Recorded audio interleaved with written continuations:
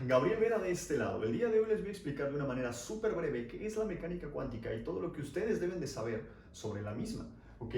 Primero que nada, eso nos remonta hasta el siglo XIX, donde los más grandes científicos de la época se hacían una de las más grandes preguntas de ese momento, y eso era, ¿qué es la luz?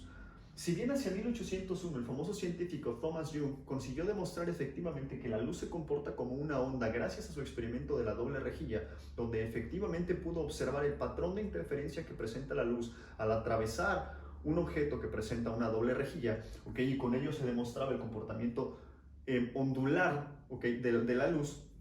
Observaciones experimentales posteriores y fracasos de teorías posteriores fue lo que los llevó a realizarse la pregunta: ¿es también una partícula? Nosotros al día de hoy sabemos que esta dualidad la luz la presenta, pero en ese momento ellos estaban debatiendo si era una onda o una partícula o las dos cosas. Y eso fue lo que llevó al desarrollo de la famosísima mecánica cuántica. ¿Ok? Antes de hablar de la catástrofe del ultravioleta, me gustaría mencionar un poquito de antecedentes, y eso es que en ese momento los científicos sabían que los objetos pueden irradiar calor como función de la temperatura a la que se encuentren, ¿ok? La famosa ley de Stefan Boltzmann, que predice una dependencia con la cuarta potencia de la temperatura. Pero los cuerpos no solo pueden irradiar calor, también irradian luz, y eso es lo que lleva al científico Gustav Kirchhoff a desarrollar el famosísimo cuerpo negro. Un cuerpo negro no es otra cosa más que la versión idealizada de un objeto que emite luz como única función de su temperatura. Es decir, toda la luz que se acerca a él o que incide en él es absorbida sin importar su frecuencia o su ángulo de incidencia, es decir, toda la luz que emite depende única y exclusivamente de la temperatura. Esto llevó a Lord Rayleigh y a Sir James Jean en 1905 a proponer la famosa ley de Rayleigh-Jean, donde intentan explicar la famosa radianza espectral, ¿ok?, que presenta el cuerpo negro como función de la temperatura a la que se encuentra y la frecuencia de la luz que está incidiendo en él, ¿ok?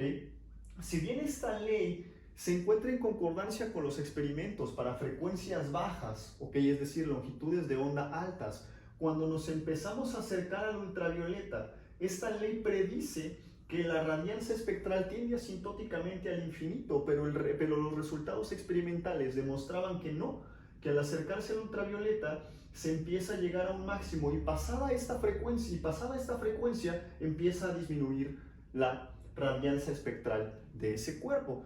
Y visto desde ese punto de vista, valga la redundancia, esto de alguna manera está en contra de la ley de la conservación de la energía, lo cual sabemos que no es cierto, ¿ok?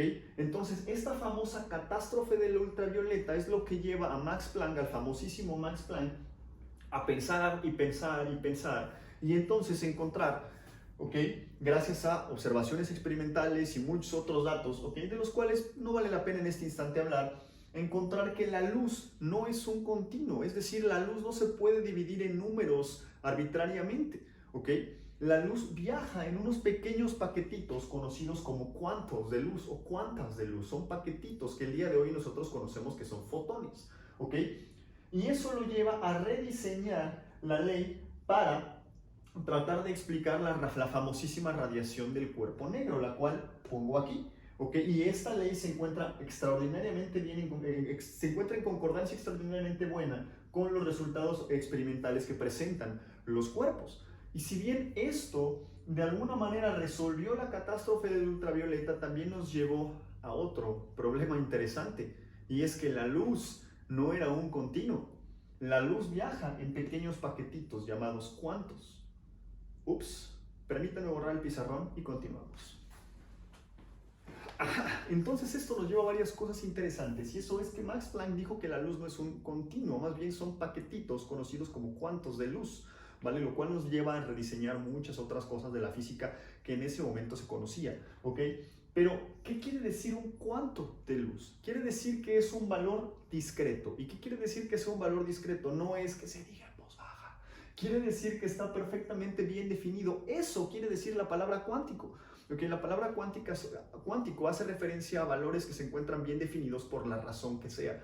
Es decir, para poder obtener números enteros, yo necesito dividir entre números que respeten su proporcionalidad, porque si yo divido entre cualquier número, como por ejemplo yo podría dividir la distancia, mi estatura, lo puedo dividir entre cualquier número, podría obtener cualquier número, ¿ok?, sin importar el valor de mi estatura.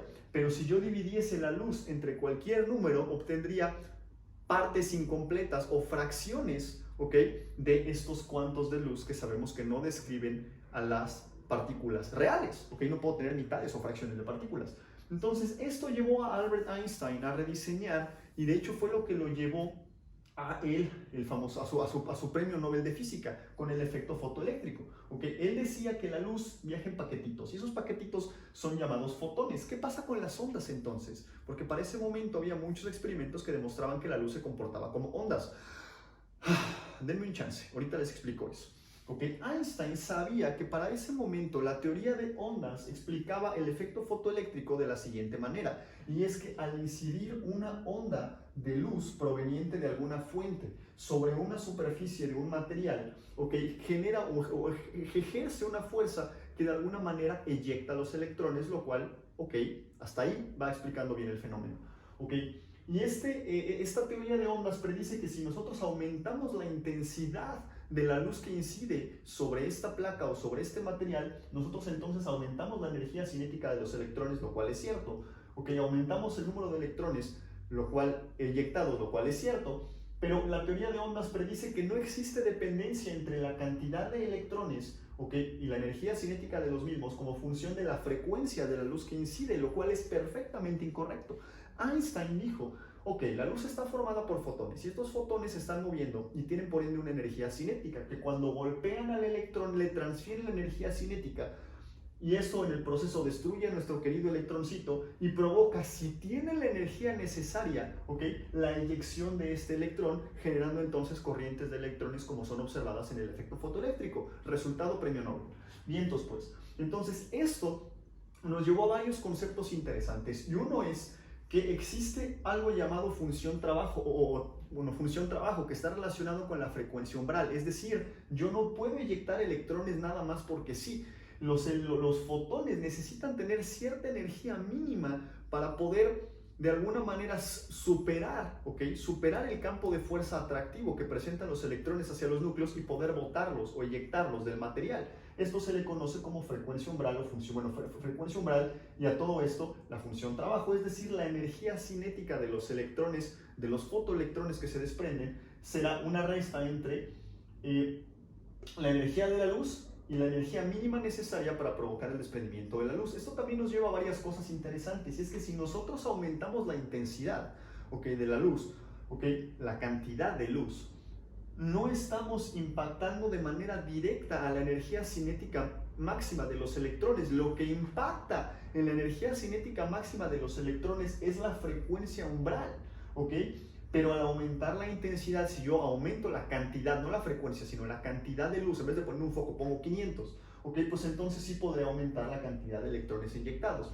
Y por ende existe, la energía depende de la frecuencia, de la frecuencia umbral, es decir, existe una dependencia entre la frecuencia de la luz y la energía cinética de los electrones. Bien, entonces, esto nos lleva a varias cosas interesantes, y es que ya no podemos explicar los fenómenos electrónicos o los fenómenos de la materia que afectan internamente a la materia con explicaciones clásicas tan sencillas. Bueno, tal vez no tan sencillas, pero tan sencillas como las vemos ahorita y como eran en aquellos años. Nosotros tenemos entonces que saber que existe una dualidad entre una onda y una partícula, y eso es lo que gobierna de alguna manera el comportamiento de la luz, y entonces la luz se va a comportar como onda o como partícula dependiendo de la circunstancia en la cual estemos evaluando su comportamiento.